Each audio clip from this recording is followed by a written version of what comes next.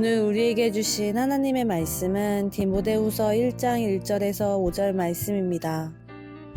하나님의 뜻으로 말미암아 그리스도 예수 안에 있는 생명의 약속대로 그리스도 예수의 사도된 바울은 사랑하는 아들 디모데에게 편지하노니 하나님 아버지와 그리스도 예수 우리 주께로부터 은혜와 긍휼과 평강이 내게 있을지어다. 내가 밤낮 간구하는 가운데 쉬지 않고 너를 생각하여 청결한 양심으로 조상적부터 섬겨오는 하나님께 감사하고 내 눈물을 생각하여 너 보기를 원함은 내 기쁨이 가득하게 하려 함이니 이는 내 속에 거짓이 없는 믿음이 있음을 생각함이라. 이 믿음은 먼저 내 외조모 로이스와 내 어머니 유니게 속에 있더니 내 속에도 있는 줄을 확신하노라. 오늘 이 말씀에 많은 은혜 받으시기 바랍니다.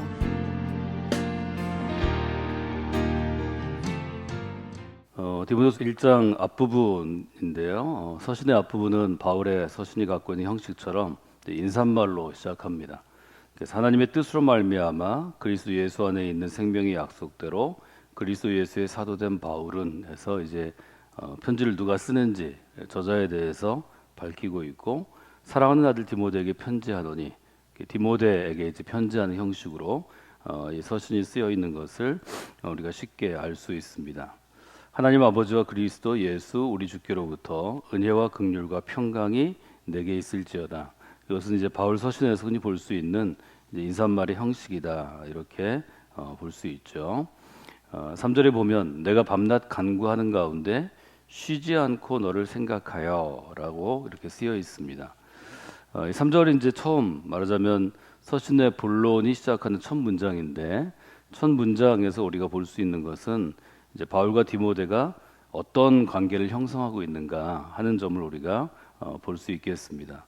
이미 2절에서 사랑하는 아들 디모데에게 편지하노니 해서 디모데를 육신의 아들은 아니지만 좋은 관계 가운데, 신앙의 관계 가운데 이제 아들로 부르는 바울의 의도를 우리가 볼 수 있죠. 바울과 디모데의 관계는 지금 3절 우리가 앞부분에서 볼 수 있는 것은 밤낮 간구하는 가운데 쉬지 않고 너를 생각하고 있다 하는 바울의 고백입니다. 지금 우리의 표현으로 하자면 매일 새벽 우리가 기도하는 생활을 하고 있는데, 매일 새벽 기도할 때 생각나는 사람이다, 우리가 이렇게 보면 좋을 것 같습니다. 우리말 가운데서 사람이 가까워지면, 그래서 일정한 감정적으로 가깝게 되면 눈앞에 아른거린다, 그런 표현을 우리가 쓰곤 합니다. 누군가의 모습이 눈앞에 이제 아른거린다, 이렇게 표현할 수 있는데, 이 아른거린다는 것은 무엇인가 이렇게 이미지가 떠올랐다가 또 없어졌다가 하는 것을 우리가 볼 수 있습니다. 그래서 바울과 디모데의 관계가 지금 눈앞에 아른거릴 정도로 이제 생각나는 사람이다 하는 것을 우리가 돌아보게 되죠. 그래서 3절을 보면 밤낮 간구하는 가운데 이렇게 되어 있는데, 이때 시간을 나타내는 것은 밤과 낮입니다. 밤과 낮으로 간구하는 가운데, 그래서 밤과 낮으로 24시간 이런 의미보다는 규칙적으로 기도하는 가운데, 예수님 그러했듯이 또 경건한 유대인들이 그러했듯이 바울도 시간을 정해서 이제 기도했을 텐데, 아주 규칙적으로 또 매일 하루도 걸리지 않고 빠짐없이 이제 간구를 했다, 이렇게 볼 수 있고, 바울이 매일 쉬지 않고 규칙적으로 기도할 때마다 디모데를 생각했고 디모데를 위해서 기도했다, 이렇게 기록하고 있는 것을 우리가 보게 됩니다. 그래서 여러분의 삶 가운데 기도할 때 생각나는 사람이 여러분이 신앙적으로 아주 가까운 사람이다, 이렇게 볼 수 있습니다. 여러분의 마음 가운데 생각나는 그리스도인이 누구인지 한번 오늘 정리해 보시고 한 번 더 이름을 또 모습을 생각하면서 오늘 함께 기도하시면 좋을 것 같습니다. 우리가 잠깐 기도했다고 해서 그 기도의 열매들이 그의 삶 가운데 맺혀지는 것이 아닙니다. 한 사람이 살아갈 때 수십 년을 살아도 별로 변하는 게 없는 것처럼, 우리가 기도의 씨앗을 심을 때에도 저도 10년, 20년 혹은 30년 한 세대를 놓고 여러분들이 꾸준히 기도하시면 여러분의 그 기도에 일종의 에너지를 공급받아서 그 사람에게 하나님께서 아주 귀한 일들을 행하시는 것을 우리가 확인할 수 있습니다.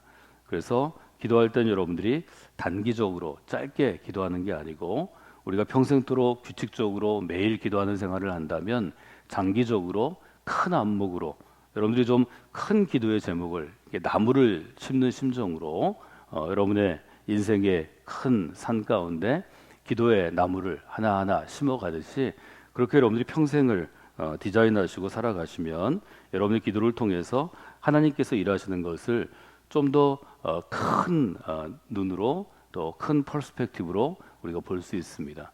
그래서 바울이 지금 디모데를 향해서 아주 오랫동안 기도했다는 걸 우리가 알 수 있고 바울이 디모데를 만났을 때는 디모데가 뭐 그렇게 나이 많은 때가 아니지만 소년기였겠지만 그 디모데가 자라나는 것을 보면서 바울이 마음 가운데 기대를 하게 됐고 그 기대가 결국은 커져서 바울의 사역을 가장 잘 계승한 사람이 디모데로 우리에게 알려지는 것처럼 아주 영적인 큰 나무로 자라났다는 것을 여러분들이 보시면 좋을 것 같습니다. 여기 밤낮으로 이제 간구했다 이렇게 표현하는데요.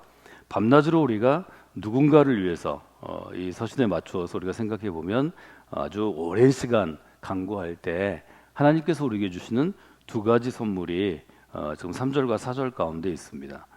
여기 보면 내가 밤낮으로 간구하는 가운데 쉬지 않고 너를 생각하여 청결한 양심으로 조상 쪽부터 섬겨오는 하나님께 감사하고 이렇게 되어 있습니다. 여러분 기도 생활을 해보시면 어떤 사람을 위해서 순전한 마음으로 순수한 마음으로 기도할 때 하나님께서 감사라는 좋은 선물을 주십니다. 어떤 사람이 감사할 수 있는가 이렇게 우리가 생각해 볼 수 있는데요. 하나님 이런 귀한 사람을 내 곁에 가깝게 주셔서 감사드립니다. 또 이런 귀한 그리스도인이 잘 자라나서 성령교회 믿음의 공동체를 복되게 하니 감사를 드립니다. 이런 감사의 일종의 스토리가 쓰여지는 것을 우리가 보게 됩니다.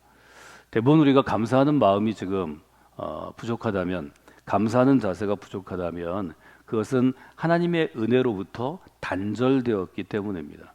우리가 신앙생활을 할 때 감사하는 자세와 마음을 매일 유지할 수 있는 것은 매일 하나님의 은혜를 알고 체험하면 됩니다. 하나님의 은혜가 내게 매일 주어지면 모든 그리스도인은 손을 들어 감사할 수 있고 무릎 꿇어 감사할 수 있고 큰 소리 외쳐 감사할 수 있습니다. 시편에 있는 내용들을 다 우리의 삶에서 다 경험할 수 있습니다. 하나님의 은혜가 단절되면 어떤 이유로 하나님의 은혜가 차단되면 끊어지면 감사의 마음이 먼저 없어집니다. 그래서 우리가 감사의 자세와 감사의 태도는 하나님의 은혜를 체험하고 그 은혜를 고백하는 것, 고백할 때 우리가 그 상태를 감사한다 이렇게 표현할 수 있습니다.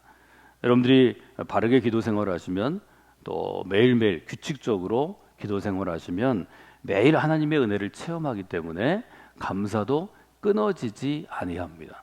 여러분들이 하나님께 나아갈 때 규칙적으로 기도하면서 제일 많이 받을 수 있는 선물은 하나님의 은혜를 체험함으로 우리가 감사의 자세와 감사의 태도를 갖는 것입니다. 그리스도인의 삶 가운데 이 감사의 태도가 사라지면 마음이 메마르고 영혼이 메마르고 삶이 메말라집니다. 그리스도인이 신앙생활 하는데 하나님의 은혜가 단절되면 혹은 하나님이 은혜를 주시지만 내가 깨닫지 못하면 그때부터 삶이 사막처럼 바뀌게 됩니다. 사람의 마음이 사막처럼 바뀌게 되면 아주 푸석푸석해지고 굳어져서 깨어지는 일종의 껍데기 같이 됩니다. 껍데기만 남게 됩니다. 그래서 우리가 신앙생활할 때 이 부분을 늘 체크하셔야 합니다. 두 번째 하나님이 어떤 선물을 주시는가 하면 4절에 보면 내 눈물을 생각하여 너 보기를 원함은 내 기쁨이 가득하게 하려 함이니. 바울이 디모데를 마음에 품고 오랜 시간 기도할 때 그때 디모데의 어린 시절 또 그 집안 잘 알고 있었기 때문에 바울의 마음 가운데 좀 보기를 원하는 마음이 있었고 좀 만나기를 원하는 마음이 있었고 또 생각할 때 기쁨이 있었다 이렇게 표현합니다. 그러니까 바울이 디모데를 향해서 갖고 있는 마음의 한 부분을 우리가 잘 볼 수 있습니다. 우리가 좋은 사람, 좋은 그리스도인과 함께 할 때 이 교제할 때 주시는 기쁨이 아주 큽니다. 그래서 한 선물이 감사라면 또 하나의 선물은 이제 기쁨이다 이렇게 보면 좋을 것 같습니다. 이제 그리스도인의 기쁨을 우리가 상황을 뛰어넘는 기쁨이라고 그렇게 얘기하고 그것이 빌립보서의 주제입니다. 말하자면 초기 바울이나 바울의 동역자들이 예수 그리스도를 전도함으로 힘든 생활을 했고 쫓겨다니고 또 가난한 생활을 하고 감옥에 자주 갇히고 또 핍박받는 생활을 했지만 그 가운데서도 기뻐하라고 명령할 수 있었던 것은 좋은 사람과 함께 은혜를 나누고 좋은 사람과 함께 믿음을 나눌 때 그리스도인에게만 주어지는 기쁨의 선물이 있기 때문입니다. 이 기쁨은 하나님의 은혜를 나누는 사람에게 주시는, 즉 나눔의 은총을 가지고 나눔의 삶을 살아가는 그리스도인에게 주시는 하나님의 큰 선물인 것을 우리가 보게 됩니다. 즉 바울과 디모데의 관계를 통해서 우리가 정리해 보면 매일 규칙적으로 기도할 때 특별히 마음에 두는 특정한 그리스도인이 있어야 합니다. 그래야 행복합니다. 할 수 있으면 저는 여러분의 가족이 아니고 우리 혈연으로 맺어진 가족 외에 믿음의 가족 안에서 믿음의 자녀가 우리 안에 있어야 합니다. 그를 위해서 규칙적으로 기도하는 것은 믿음의 부모된 혹은 믿음의 선배된 기도하는 사람에게 매우 중요합니다. 한 영혼을 품고 기도할 때 그 영혼을 품고 기도하면서 누리는 그 관계에서 오는 은혜 때문에 오늘 하루의 삶에 내 감사의 태도와 자세가 잘 확립되어지고 또 하나님이 기쁨을 주시기 때문입니다. 그리스도인이 이 땅을 살아갈 때 받을 수 있는 제일 큰 복은 어떤 것인가? 오늘 하루 감사할 수 있는 일들이 자주 있는 것이고 오늘 하루 기쁨을 느끼는 기쁨의 일종의 감각점, 기쁨의 센스가 개발되는 것입니다. 한 사람이 감사하면 그 사람만 감사하는 게 아니라 주변 사람들도 그 감사에 중요한 역할들이 계속해서 퍼져갑니다.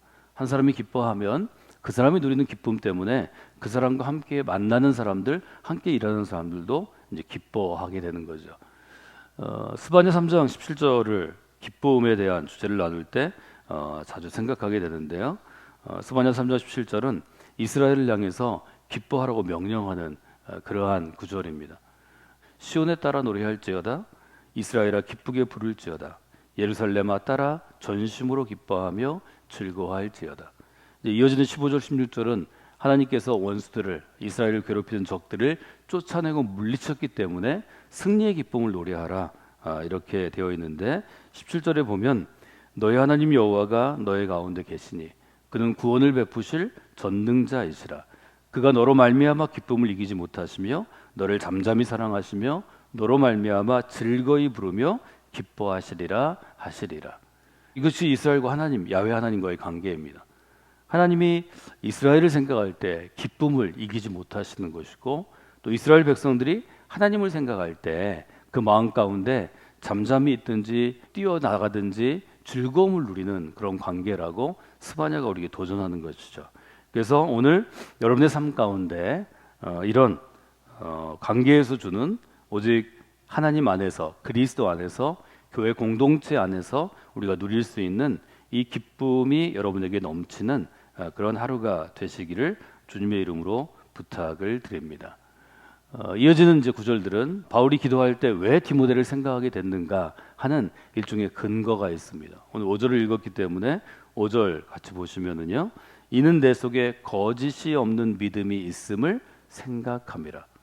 특별히 바울이 디모데를 아주 예뻐하고 또 이렇게 생각했던 것은 물론 디모데가 바울에게 잘했겠지만 그거보다는 바울이 영적인 교사로서 또 많은 영혼들을 책임지고 있는 목회자로서 목사님으로서 디모데의 마음을 보았기 때문입니다.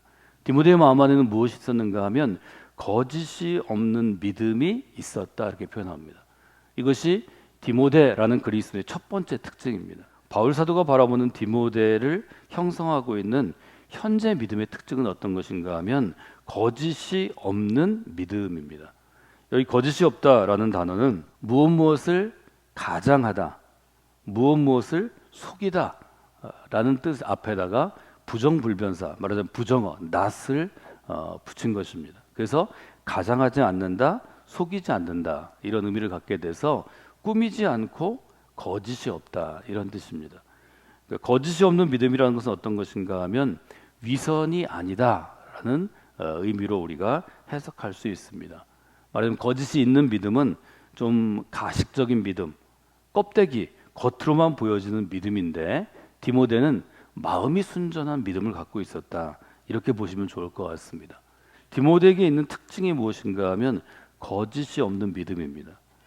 위선이 없는 믿음, 겉으로 껍데기로 치장하지 않는 믿음.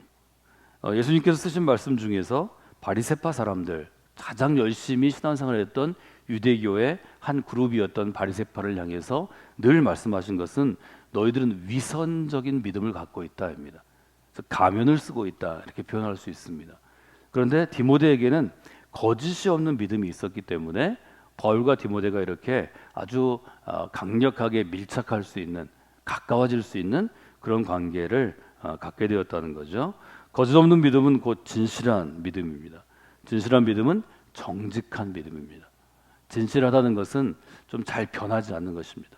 처음 시작한 것이 크게 변하지 않는 것, 처음과 끝이 좀 이어져 가는 것, 혹은 유지하는 것, 이것이 진실한 것이고, 또 하나의 뜻은 정직한 믿음입니다. 그래서 거짓 없는 믿음은 위선이 없는 믿음이고, 이 믿음은 진실한 믿음이고, 이것은 정직한 믿음이다 하는 것을 여러분이 마음 가운데 두시고, 여러분의 마음 가운데 또 여러분이 오늘 새벽 기도하실 때 이런 좀 정직한 믿음을 가진 한 그리스도인을 여러분의 마음에 품으시고, 또 여러분이 좋은 관계를 형성하시고 또 좋은 영향력을 끼쳐서 여러분의 삶도 행복해지고 또 여러분의 기도 가운데 있는 그 인생도 행복해져서 더 아름답고 귀한 열매를 맺는 그런 분들이 되시기를 주님의 이름으로 축원해 드립니다.